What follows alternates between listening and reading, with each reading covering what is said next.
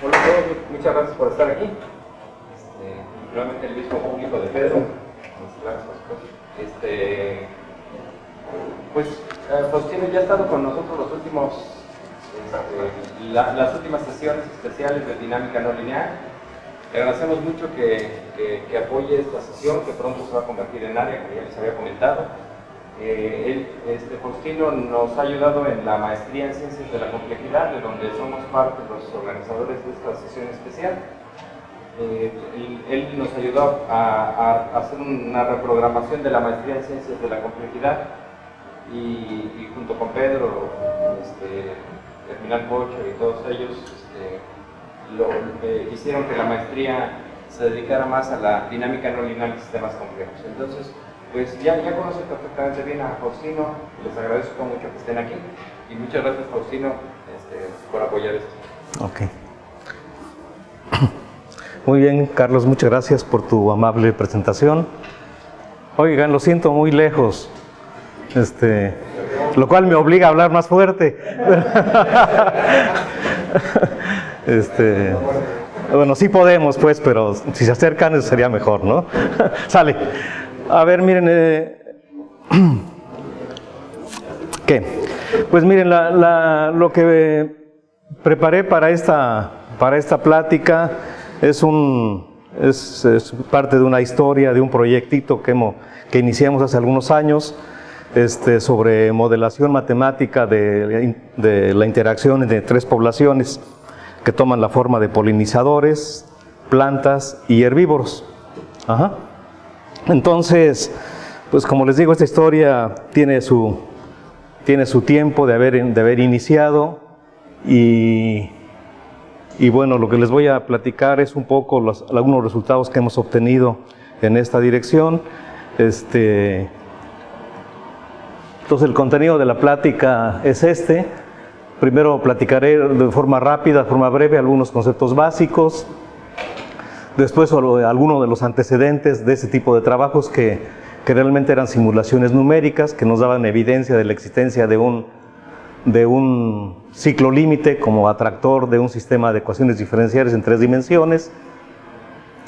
Después me centraré sobre los resultados de un modelo matemático de esta familia. Esa es la tercera parte. La cuarta parte es sobre otro tipo de modelos de esta familia también, y al final pues las conclusiones y las cosas que estamos haciendo. ¿Sale? Entonces, siendo el contenido, pues empezamos. Aquí están algunos de los actores de esta historia. Uno de los primeros que convencí para empezar a trabajar en este tipo de problemas es Víctor Breña, que seguramente lo conocen. Víctor Breña fue mi estudiante mucho tiempo, como estudiante de licenciatura, mi tesista de licenciatura, estudiante de maestría, hice la tesis conmigo de maestría también. Víctor Castellanos, que trabaja en la UJAT, lo logré convencer que estos problemas eran importantes y entonces también se ha incorporado el equipo. Ingrid y Gladys son dos estudiantes, ahora son maestras, hicieron la maestría en la UJAT. Yo se las dirigí, entonces por aquí está Ingrid, está acá a la derecha. Miriam Sosa es una estudiante de doctorado que está en la parte final, en la que se suelen atorar mucho los estudiantes, que es en la parte de escritura de sus resultados. Entonces, Miriam. Y Miguel Ángel de la Rosa es un profesor en estas modalidades nuevas de cátedras CONACYT, que está en la UJAT, que recientemente se convenció también de que estos problemas pueden ser interesantes de analizar. Y bueno, y yo. Bien. Empiezo desde forma, yo iba a empezar de forma muy básica, pero viendo las canas que se ven por arriba, así, se me hace que esto me lo puedo ahorrar.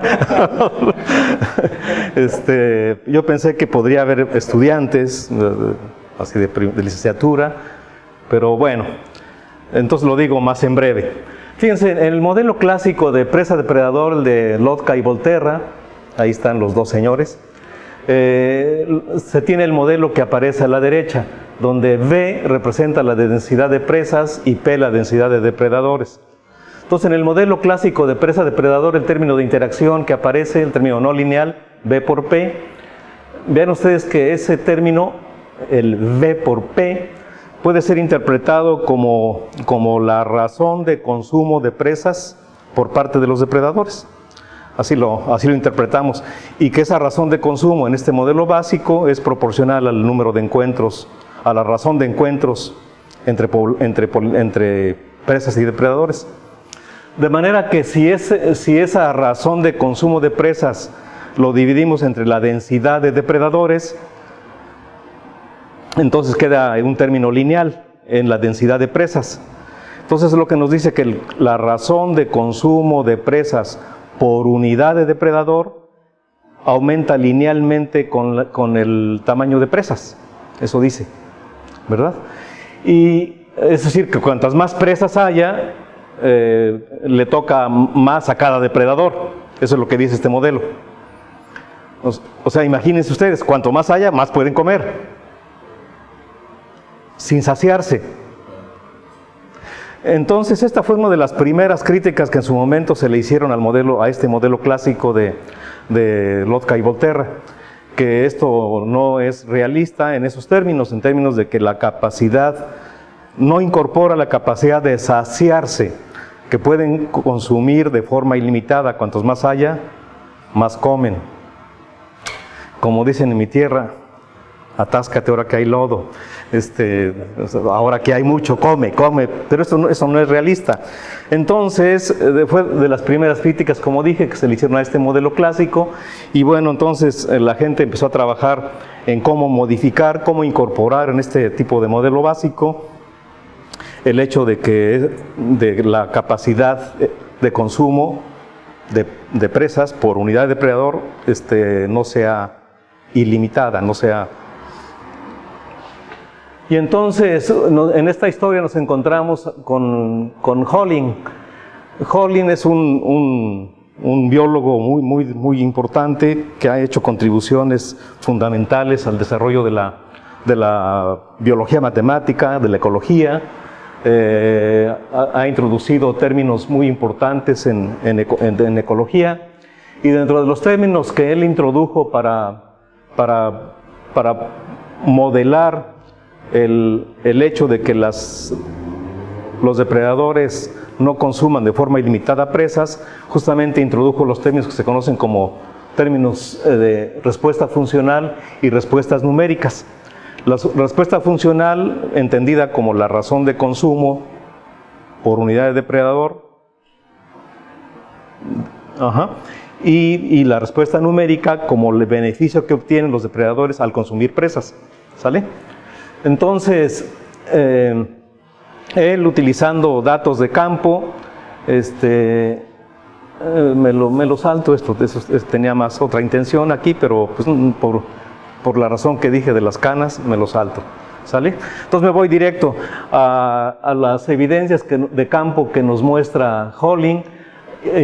Introdujo básicamente 3 tipos de respuestas funcionales, tratando de capturar el hecho de la limitante de consumo de presas por unidad de depredador.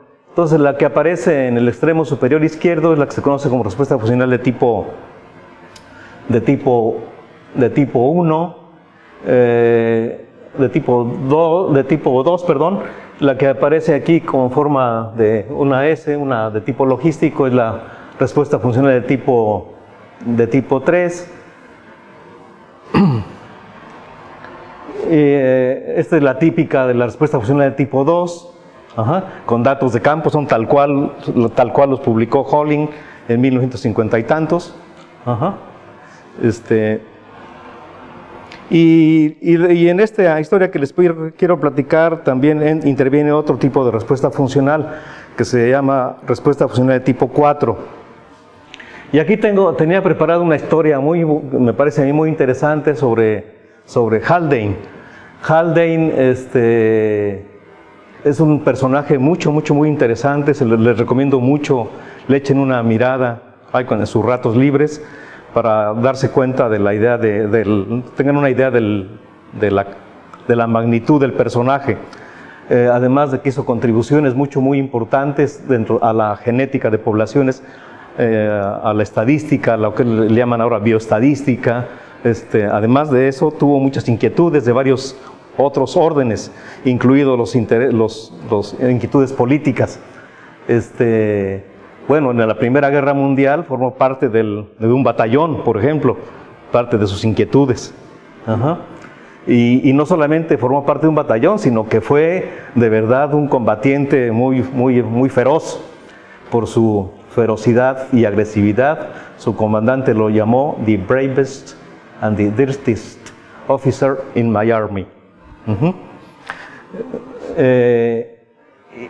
Después de haber estudiado matemáticas, estudió matemáticas y biología en Oxford, con honores en el caso de matemáticas. También tuvo inquietudes y estudió letras clásicas en New College en Oxford, y a los 20 años publicó con su padre su primer trabajo científico sobre la oxigenación en la sangre, debe ser. Ajá. Ya para 1930 es profesor de fisiología, y en el 33 está en el University College en Londres, y es donde es profesor de genética. Ajá. Como les dije, fue un personaje muy interesante en varios sentidos, no solo intelectuales, también políticos, y en esta calidad, durante la Primera Guerra Mundial se hizo socialista.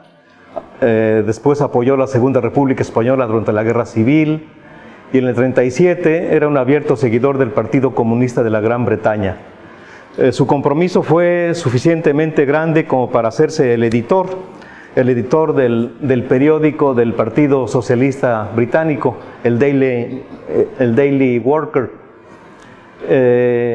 Y él fue muy disciplinado semanariamente su contribución al periódico. Entonces fue un personaje muy comprometido con estas ideas en esos tiempos. En el 38 declaró que él creía que el socialismo era cierto. En el 42 se afilia al Partido Comunista de la Gran Bretaña. Y después de una controversia que se dio en la Unión Soviética respecto a las posiciones en genética de un genetista, Lysenko, protegido de Stalin, se vino un rompimiento muy fuerte que a Haldane le llevó separarse de sus simpatías por el socialismo. En esta foto aquí aparece Lysenko hablando y el mentor Stalin observándolo, ¿no? A final de la Segunda Guerra Mundial se transforma en un abierto crítico del régimen soviético, y para 1950 se sale del Partido Comunista de la Gran Bretaña. Y para 1956 decide no solamente salirse del partido, sino se decide irse de la Gran Bretaña y se va a India. Se va a India a un instituto de estadística, y lo hizo en protesta por la posición asumida por la Gran Bretaña en la crisis del Canal de Suez, y lo dijo como dice ahí, ¿no? Se adquirió la nacionalidad india y se interesó por el hinduismo, y finalmente muere en 1964, y aquí está Haldane ya mayorcito, ¿no?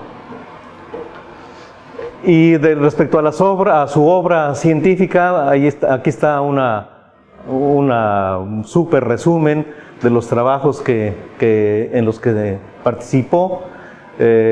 Como ven, en uno de los últimos puntos, junto a Ronald Fisher y a Sewall Wright, construyeron la teoría matemática de la genética de poblaciones, que se conoce como la síntesis evolutiva moderna.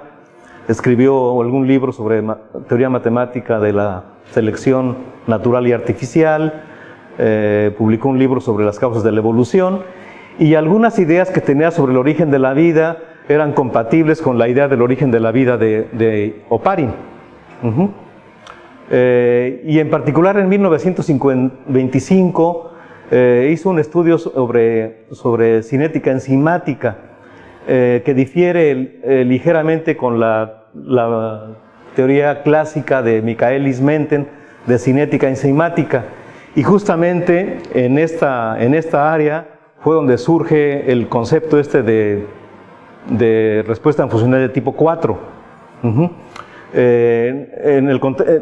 Claramente en el contexto de cinética enzimática, y eso fue retomado en dinámica de poblaciones,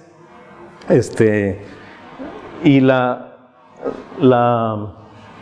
respuesta funcional de tipo 4, bueno, ahorita ahorita les digo cuál es. Estas 4 imágenes las quise poner porque en mi opinión retratan muy bien la vida intensa de Haldane.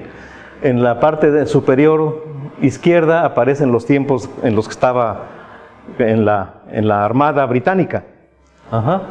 En la parte derecha aparece en Trafalgar Square, en un meeting dirigiéndose al público, en un meeting de apoyo a la República Española. Era un tipo de verdad muy comprometido. Y acá, pues en su oficina trabajando. Y finalmente aquí en sus tiempos ya en los tiempos en la India, vistiendo como un hindú, ¿no? Y por cierto, en su biografía, él dice que decidió en algún momento ya no usar calcetines, porque ya después de 60 años podía no usar calcetines, si los había usado durante 60 años. Y aquí lo pueden ver, ¿no? Muy consistente con su... Bueno, y bueno, él introdujo esta, que ahora se conoce como respuesta funcional de tipo 4, que básicamente lo que hace es lo siguiente. Si graficamos en el eje horizontal la densidad de presas, entonces hay una densidad crítica de las presas, por debajo de la cual los depredadores consumen presas, pero llega una densidad crítica de las presas a partir de la cual el consumo de presas por unidad de depredador es monótono decreciente. Entonces esta respuesta funcional captura la idea de saciedad, de que no es cierto que atáscate ahora que hay lodo, no porque más haya come más, sino que efectivamente el consumo es limitado y de hecho puede ocurrir que sea hasta reversible, se hartan, no sé, ya no quiero de esto, ¿no? ¿Sale? Entonces, con estas ideas en mente, así como antecedente, y otro antecedente importante, que es la emergencia de un ciclo límite atractor a través de una bifurcación de Hopf, que como sabemos surge si tienes un punto de equilibrio que depende de un parámetro, y para cierto juego de parámetros el punto de equilibrio es atractor, y para un valor crítico del parámetro la estabilidad del atractor se pierde. Eso tiene un precio en dinámica y es la emergencia, no solo eso, pero eso es necesario, la emergencia de un ciclo límite atractor. Entonces, cuando esto ocurre, se dice que aparece un ciclo límite atractor por una bifurcación de Hopf supercrítica. Y aquí está el señor Hopf. Parte de la historia que les voy a platicar tiene que ver mucho con polinizadores. Estos son de las poblaciones relevantes en el modelo que les voy a platicar. Y pues los polinizadores son, en mi opinión, bueno, no mi opinión, esto está documentado, son muy importantes en la vida silvestre, digamos, ¿no? Muchos de los granos que consumimos son polinizados precisamente en virtud de estas poblaciones. Y una cosa que me llama mucho la atención todavía hasta ahora es que, a pesar de que se reconoce que las interacciones de tipo mutualista, como son las que se da entre plantas y polinizadores, son de tipo mutualista, sigue siendo una interacción poco estudiada en ambos sentidos, en lo teórico y en lo experimental, digamos, en cosas de campo. Eso me llama mucho la atención, y hace tiempo me di la tarea de averiguar cuáles son las razones por las cuales estas interacciones mutualistas de mutuo beneficio han sido poco estudiadas. Y me encontré con cosas muy sorprendentes, me encontré con opiniones del siguiente tipo. Voy a citar casi textual. Robert May, una persona muy influyente en biología matemática en general, dice que, pues él que considera que las relaciones mutualistas son ubicuas en la naturaleza, pero que las razones por las cuales no se han estudiado suficientemente, habría que buscarlas no tanto en la ciencia, dice Robert May, sino habría que buscarlas en las posiciones políticas. Eso lo dijo May. Casi lo estoy repitiendo textualmente.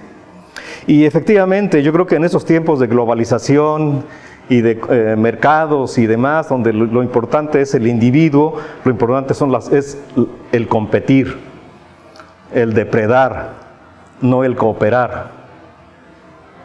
Entonces, visto en la perspectiva, me parece que Robert May tenía mucha razón. Efectivamente, responde no a razones de la ciencia, sino a otro tipo de razones. El que interacciones de tipo mutualista, de mutuos beneficios, no sean tan estudiados. Bueno, aquí digo más cosas sobre el mutualismo, más sobre polinizadores, perdón. Y bueno, ya vamos llegando a la parte matemática del asunto.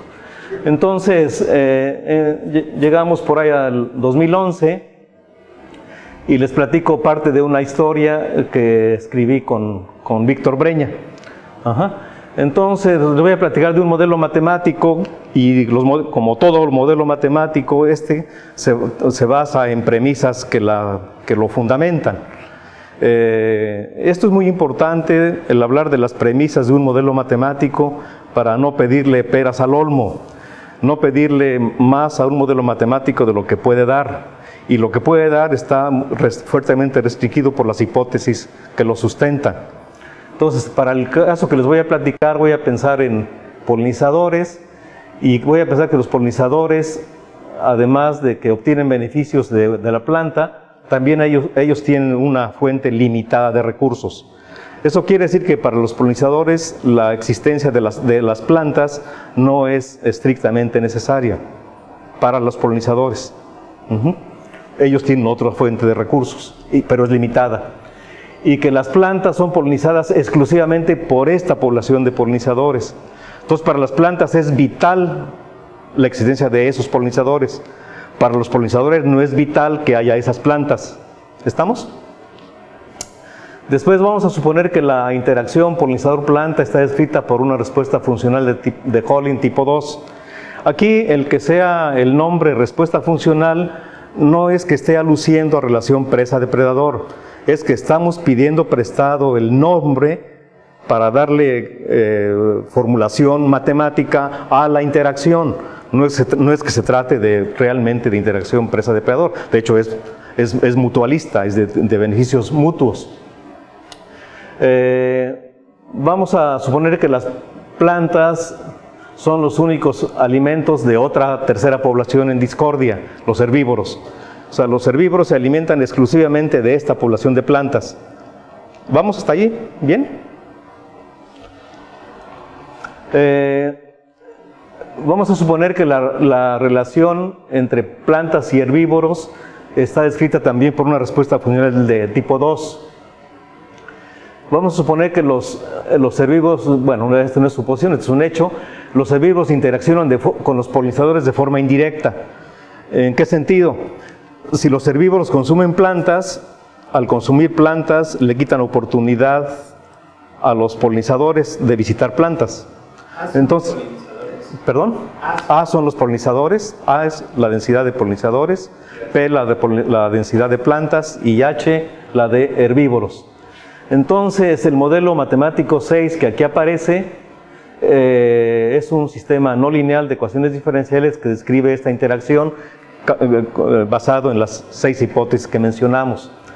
Aparecen muchos parámetros ahí, varios tienen que ver con el tiempo, lo que le llaman en ecología el tiempo de captura, el tiempo de manejo, el tiempo que le lleva a un individuo encontrar y consumir al otro, o el tiempo que le lleva al polinizador estar en la planta. Parámetros de ese estilo son los que aparecen. Y en el caso de los polinizadores, que es A, la K es la capacidad de carga, es el límite la limitante que tienen los polinizadores cuando no hay plantas. ¿Estamos? Entonces, este sistema, y aquí aparece una función G de H, que depende de la densidad de herbívoros.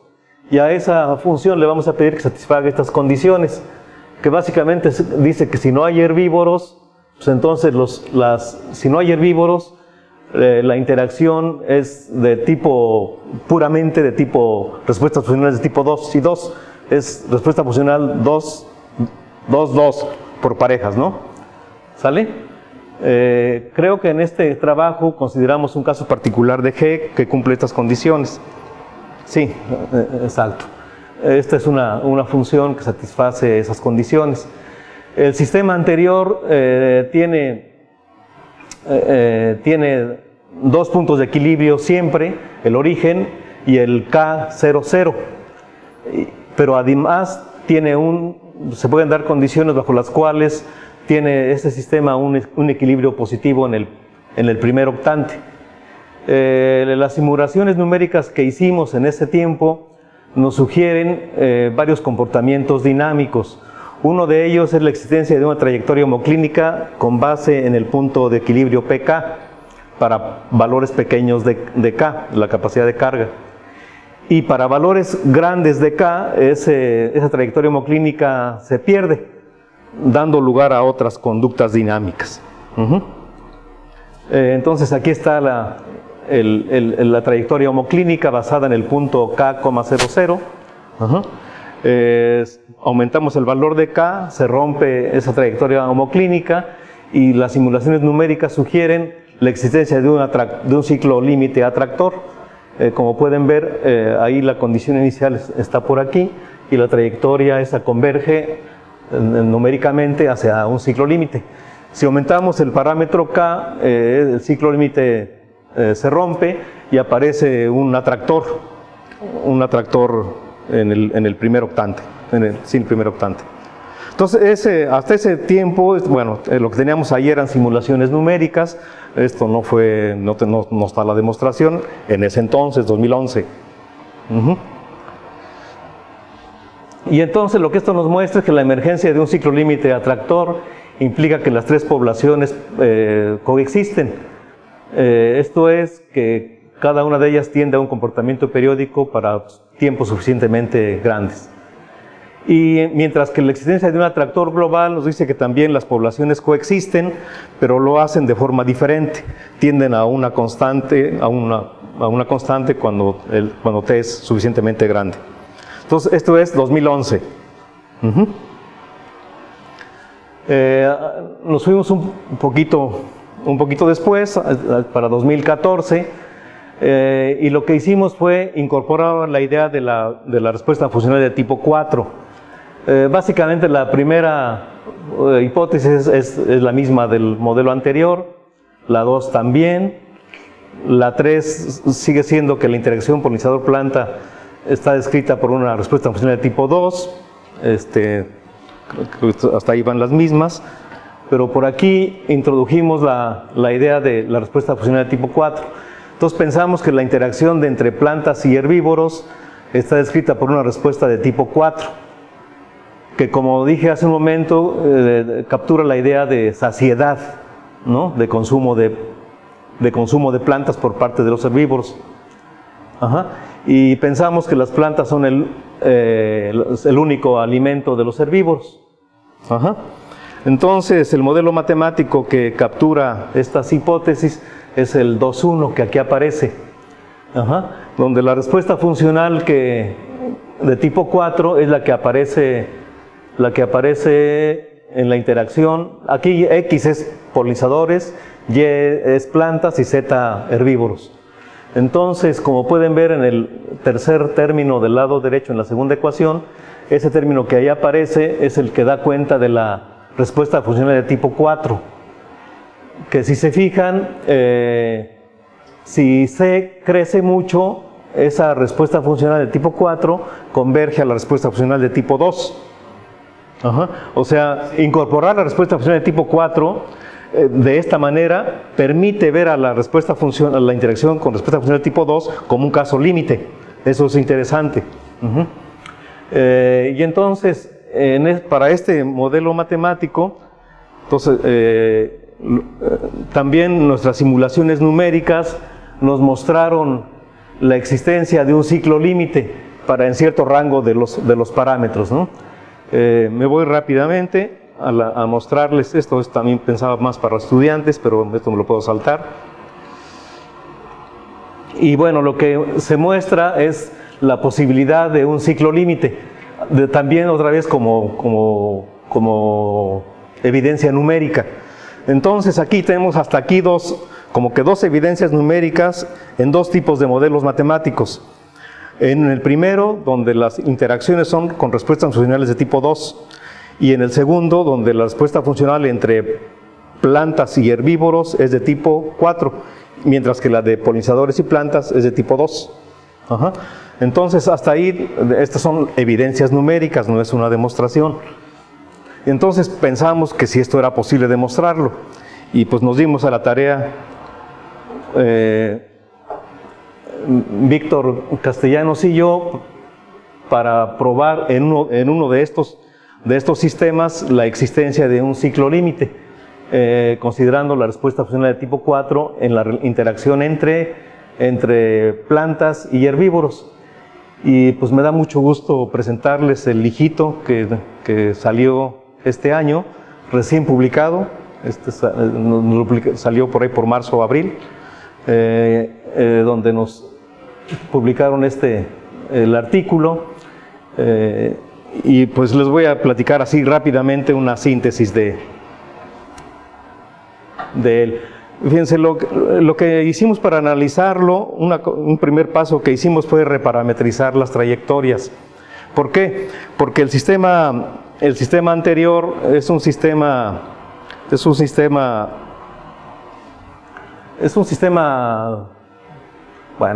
bonito, claro, de estudiar, pero que no se deja analizar tan fácilmente. Entonces, un primer paso que hicimos para analizarlo fue transformarlo en un sistema polinomial. Y para ello lo que hicimos fue reparametrizar sus trayectorias. ¿Y cómo la reparametrizamos? La reparametrizamos introduciendo otro tiempo, tau, de manera que esté relacionada con el tiempo original como está aquí abajito. Reparametrizando las trayectorias de esa manera, no se pierden cualidades, y el sistema se transforma en un polinomial. Y esta reparametrización preserva la orientación del flujo, porque a la hora de reparametrizar las trayectorias, como está aquí abajo, básicamente aparece que hay que multiplicar el campo vectorial original por la función que ahí aparece, y esa función que ahí aparece es positiva para toda y.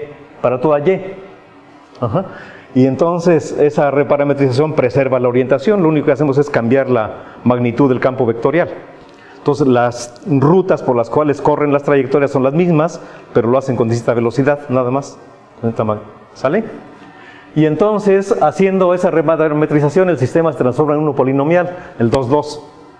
Y ese sistema se deja analizar y no perdemos cualidades, que eso es lo importante, la dinámica no se pierde. ¿Sale?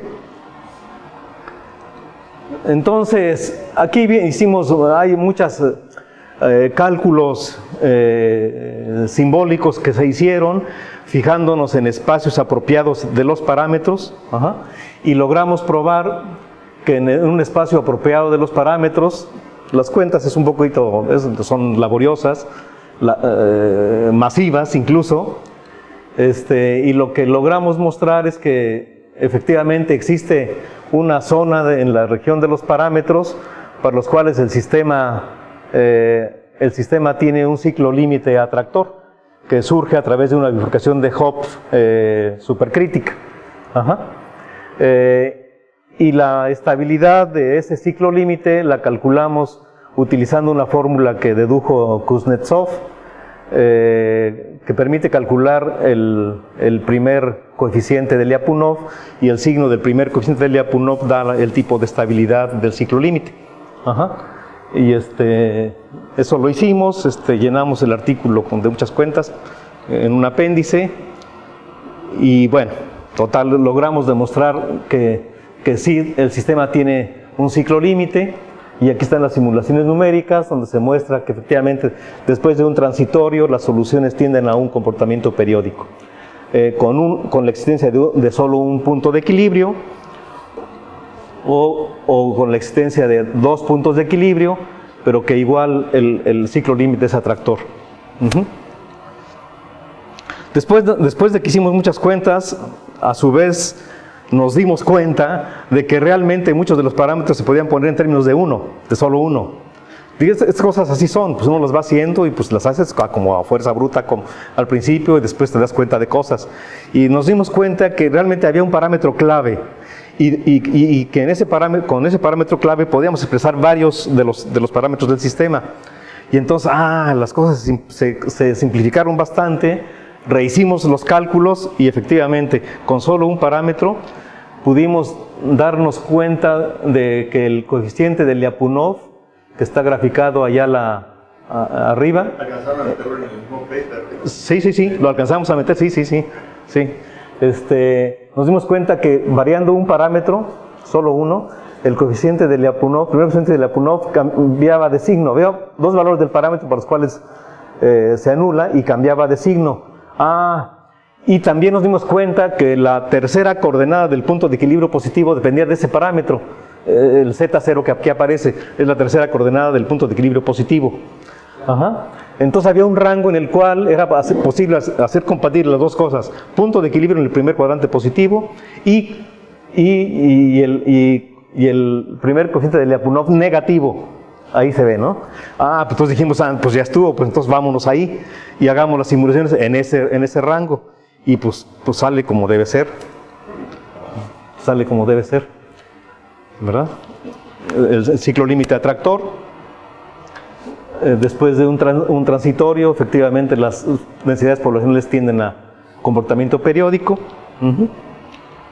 Y después en otro rango se desestabiliza el ciclo límite, ¿verdad? Y entonces las poblaciones se estabilizan a un valor constante.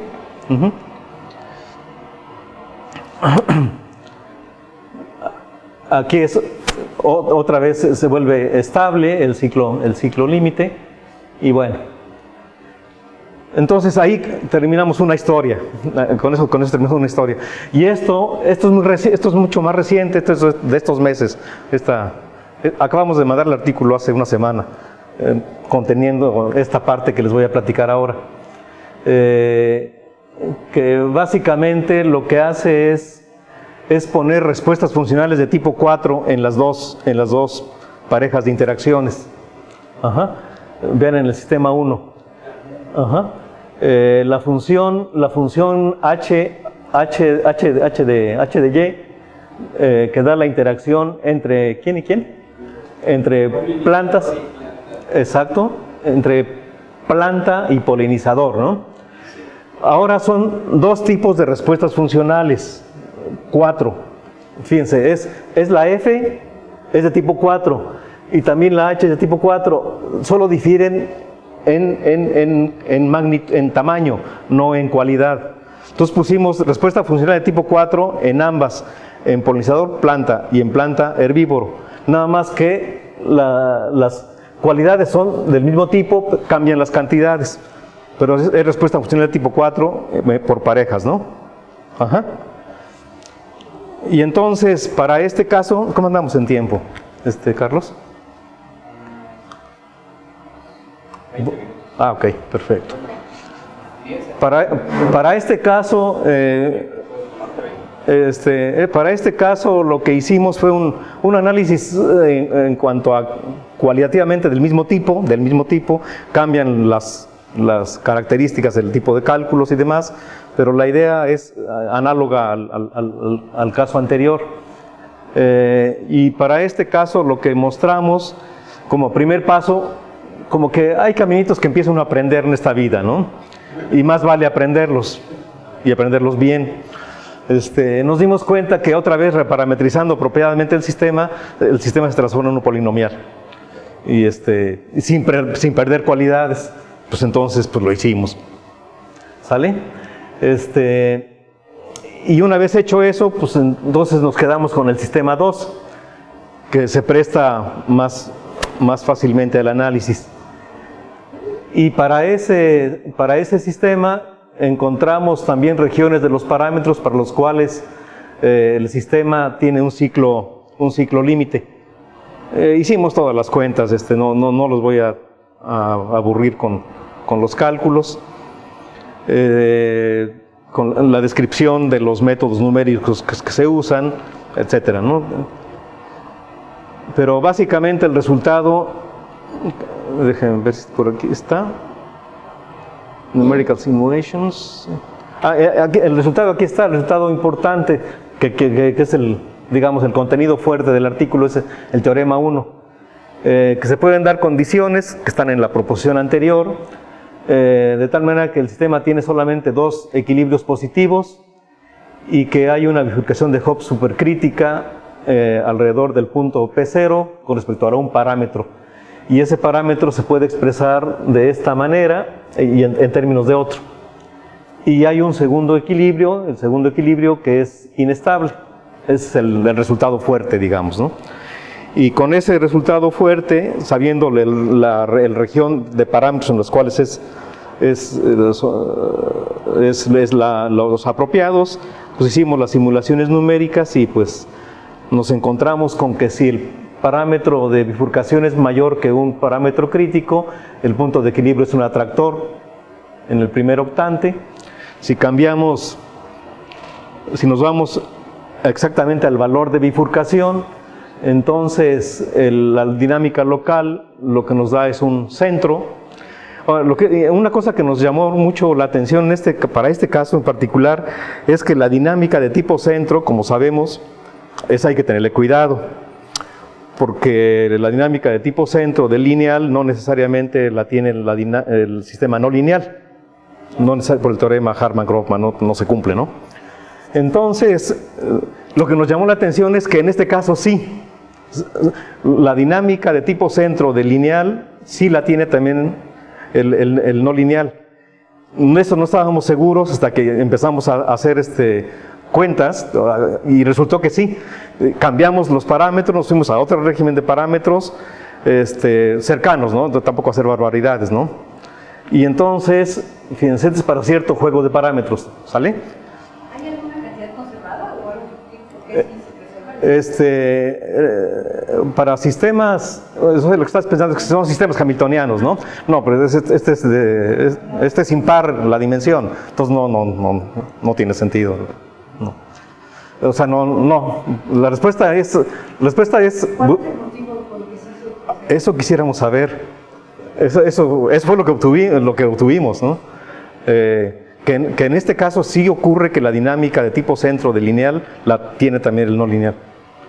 Eso fue lo que mi primera reacción cuando vi eso, dije, debe haber algo que se conserva, eso pensé. Pero dije, entonces eso equivaldría a buscar un hamiltoniano, pero estamos en dimensión impar, entonces no tiene sentido esa búsqueda. Pero debe haber algo que tenga las cualidades, alguna función cuya gráfica sea una superficie, de manera que sus curvas de nivel coincidan con las trayectorias del sistema. Aunque no necesariamente sea hamiltoniano, porque no tiene sentido por ahí. Y entonces, ¿Tiene que ver con el grupo de simetría del libro del sistema? pudiera ser que con algún tipo de simetría, ¿sí? Pudiera ser, no sé si con este grupo. Vamos, esto es de lo que no está hecho, ¿no? Simplemente nos dimos cuenta que eso ocurría y así lo reportamos. Aquí ya es en otro rango de parámetros, y pasa lo mismo. Y después, si aumentamos el parámetro, si disminuimos el parámetro, fue al revés aquí, vamos disminuyendo el parámetro. Entonces aparece el ciclo límite atractor. Entonces ya en resumen, la dinámica del sistema último que les acabo de mostrar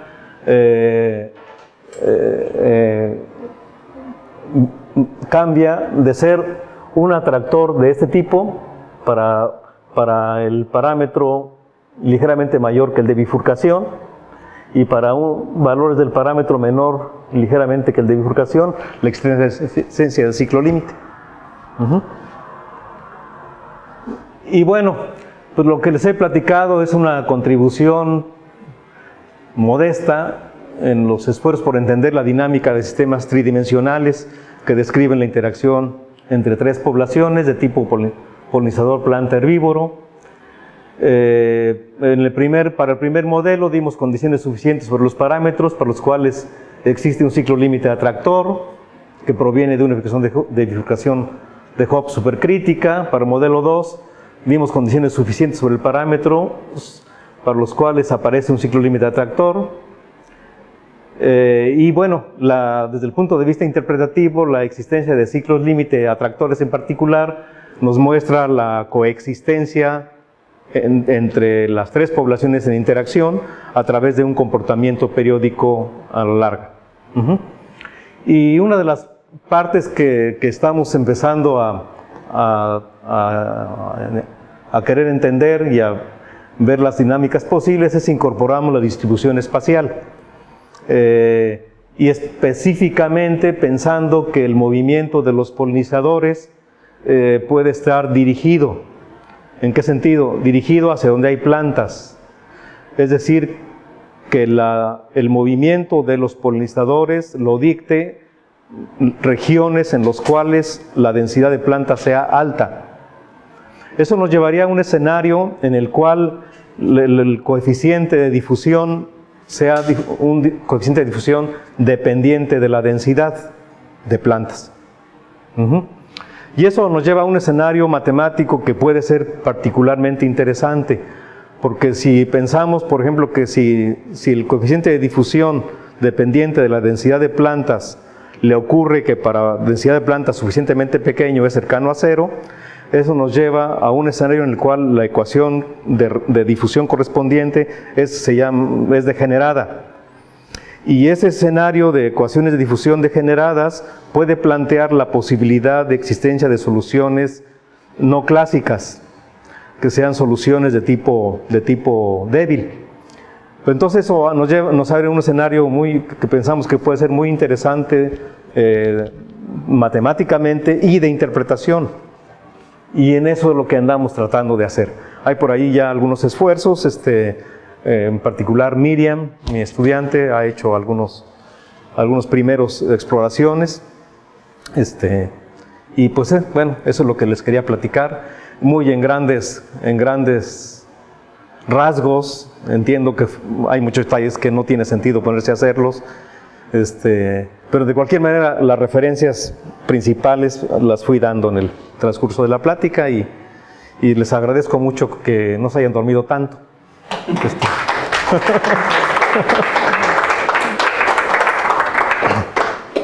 ¿Preguntas? Álvaro.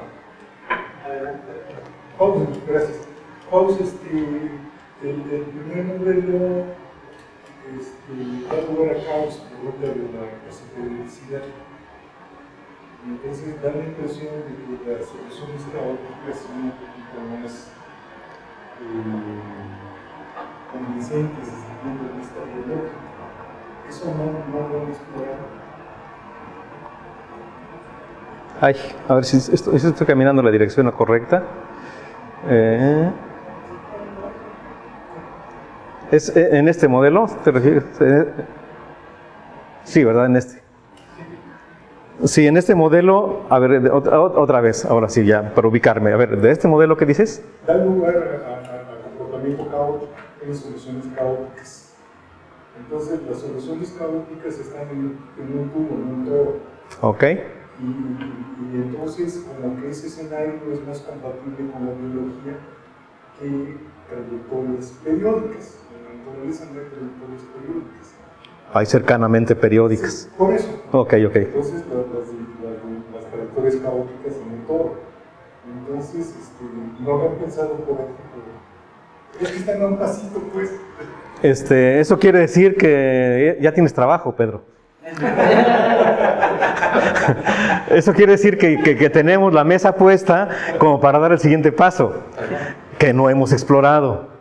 Lo comentamos en algún momento Víctor Castellanos y yo, pero ya estaba esto, lo teníamos prácticamente terminado y lo enviamos, y pues lo aceptaron y ya, pues, pasó limpiecito y no hemos explorado esto que nos dices. Sí, quizás el enfoque de análisis de series de tiempo no lineales pudiera ser apropiado. A ver, estoy pensando pensando en voz alta, ¿sale? Estoy pensando en una vez que surge el ciclo límite, ¿sale? Ya salió, ya surgió por la bifurcación de Hopf supercrítica. Pero si mueves un poquito los parámetros, se puede destruir. Y entonces lo que habíamos pensado nosotros era hacer las simulaciones, tomar un muestreo de la serie de tiempo, tomarlos como su serie de tiempo y hacerle un análisis dinámico a las series de tiempo. Eso lo comentamos Víctor y yo. Se lo estoy compartiendo así tal cual, así como. Pero dijimos, ya tenemos esta parte avanzada y entonces la mandamos así. Pero me parece muy bien tu observación, Pedro, muchas gracias y pues órale, ¿qué te parece? ¿No? Órale, pues ya está hecha la parte, bueno, una parte importante, ¿no? Sí. En resumen, solo lo comentamos como posibilidad, no lo hemos hecho, entonces, Álvaro. Muchas gracias por compartirnos este trabajo. Yo tenía la duda con respecto a las respuestas funcionales, porque usted mencionó la respuesta funcional de tipo 4. Sí, ok. En la cual tú tienes arriba una constante que implica X, que es la biomasa de la presa o de la especie en cuestión, dividido entre un polinomio de grado 2. Sí, así es. Sí. Bueno, mi primera pregunta aquí sería, ¿qué interpretación biológica se le puede dar a los parámetros que están involucrados en esta ecuación, en esta estructura algebraica? O sea, ¿qué significan, digamos, la fuerza que tiene el depredador o la habilidad que tiene para refugiarse la presa? O sea, ¿cómo? Esta, a ver, ya, es esta, ¿no? Me imagino que sí. Es esta, ¿verdad? Sí.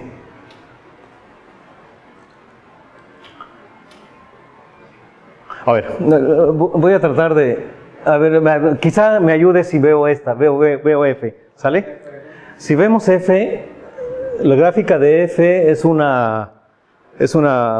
gráfica es monótona creciente y tiene una asíntota horizontal, ¿verdad? Y la asíntota horizontal debe ser algo así como mu entre phi o mu entre algo, ¿no? ¿Verdad que sí? Sí. Y entonces ese mu entre algo es la cota superior. Esa es la máxima razón de consumo de presas por unidad de depredador. Pues entonces ya tenemos la interpretación, ¿no? Eso quiere decir, si nos pasamos al caso H, que entonces el máximo de H, que ahora es así, ahora es monótona creciente así, entonces el máximo de donde alcanza el valor de Y para el cual H es máximo, es la razón máxima de consumo de plantas por unidad de herbívoro, ¿verdad? ¿De herbívoro? Sí, eso debe ser. Ajá. ¿Verdad? Ese sería el máximo. Y que entonces a partir de ese máximo se va, decrece y tiende asintóticamente a alguna otra constante. También esto está acotada por abajo también, ¿no? Y seguramente esa tiene que ver con, si factorizamos Y,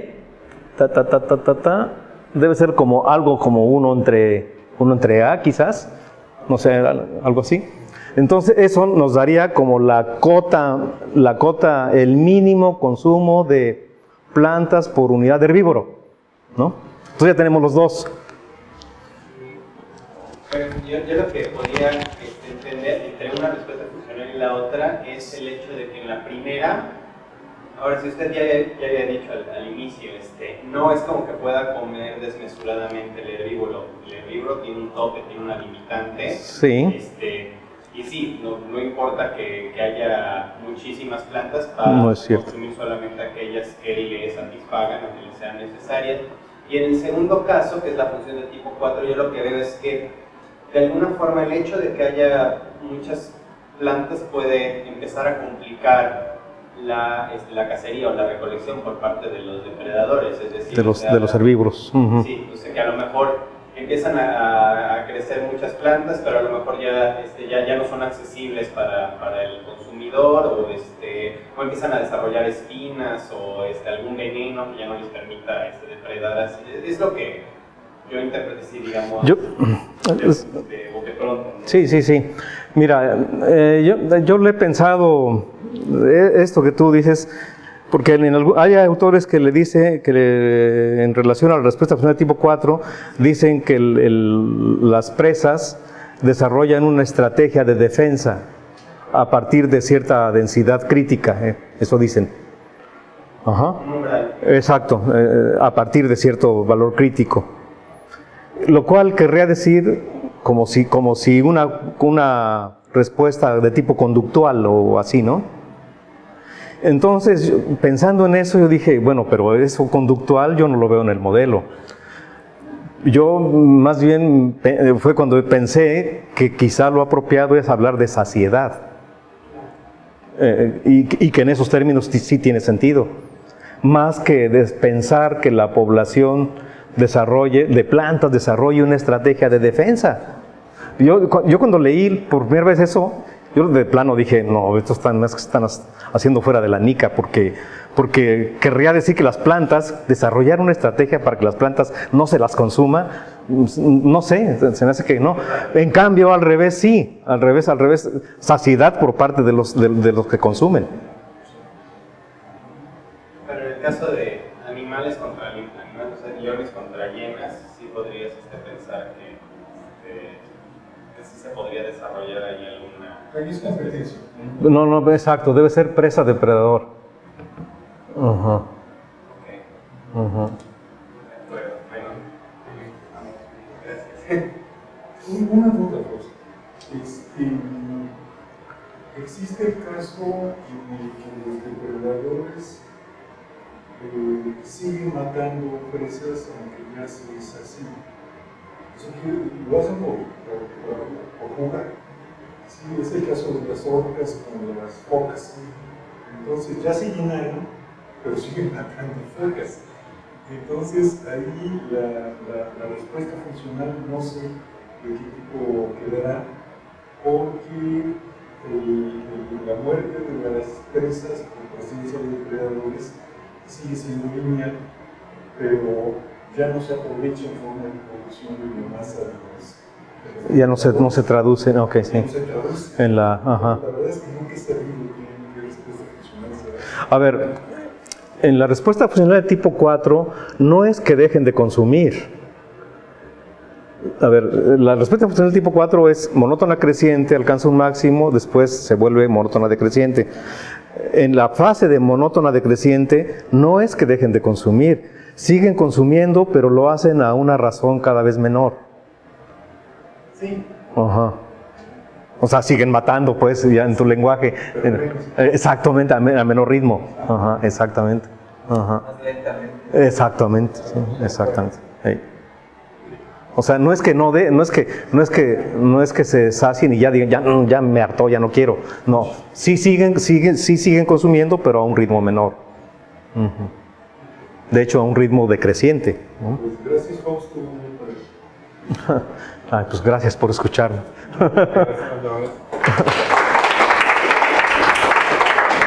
Y de las partes históricas que pude haber dicho más cosas. Yo pensaba esa parte dedicarle más tiempo si veía público más joven. Pero no, como no. Entonces pensé que no, que esa parte me la podía evitar.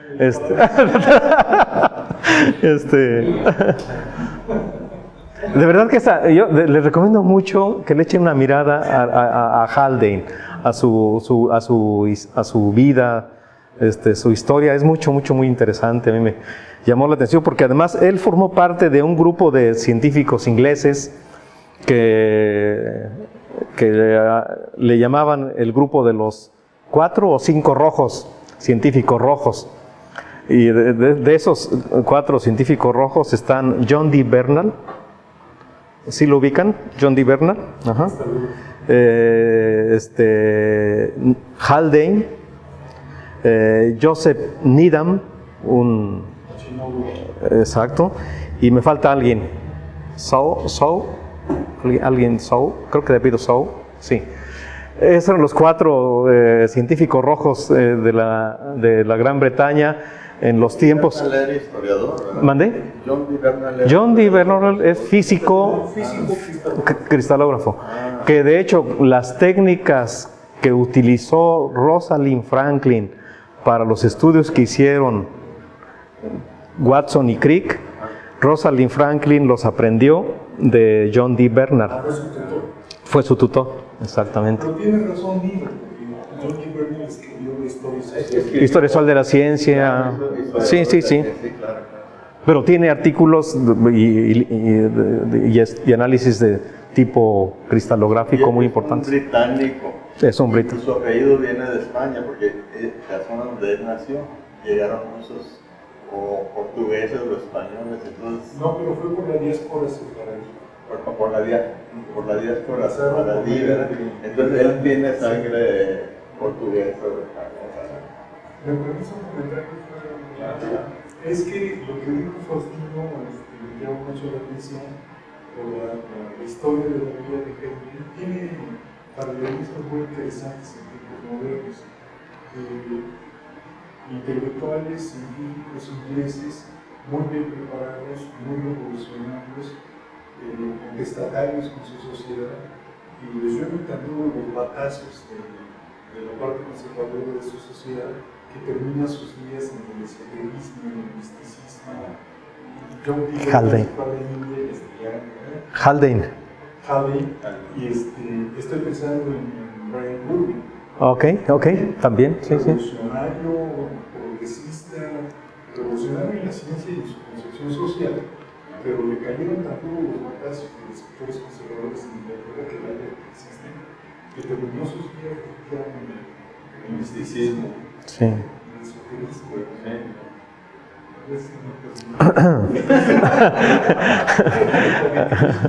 Aquello de cuando